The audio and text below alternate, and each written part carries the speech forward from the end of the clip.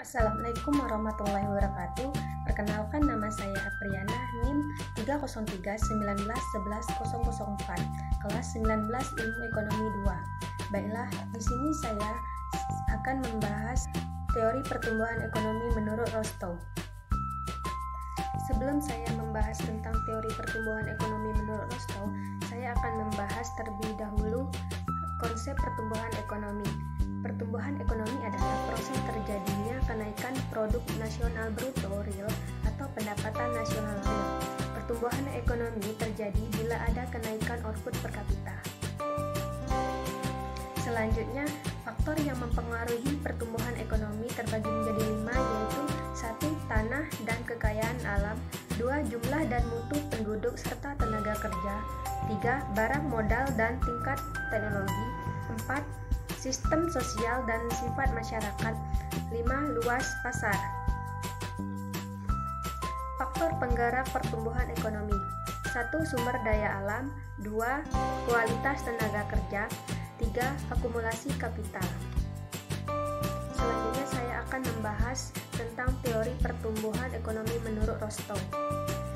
Tahap pertumbuhan ekonomi menurut Rostow pada suatu negara terjadi menjadi 5 tahap, yaitu 1.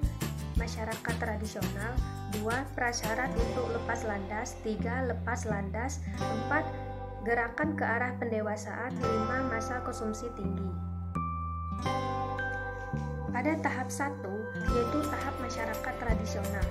Masyarakat tradisional sebagai masyarakat yang memiliki perkembangan struktural ekonomi dalam fungsi produksi yang terbatas, seperti keterbatasan ilmu pengetahuan, teknologi, dan sikap masyarakat masih menggunakan cara-cara produksi yang masih primitif dan cara hidup yang dipengaruhi oleh nilai-nilai tradisional atau turun-temurun dan tidak nasional.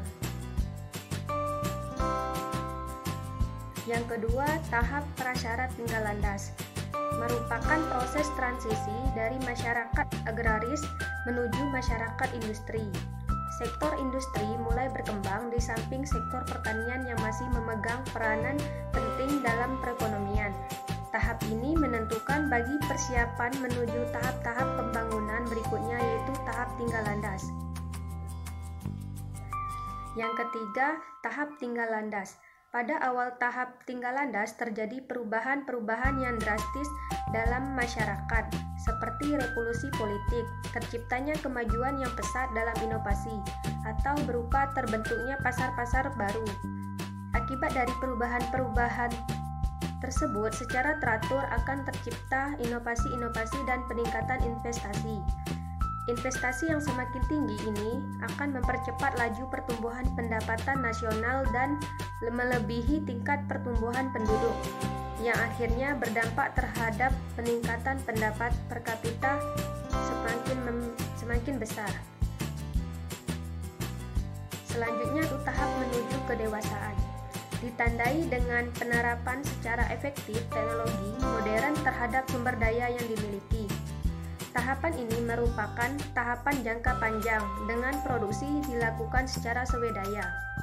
Munculnya beberapa perubahan pada teknologi, tenaga kerja berubah dari tidak terdidik menjadi terdidik.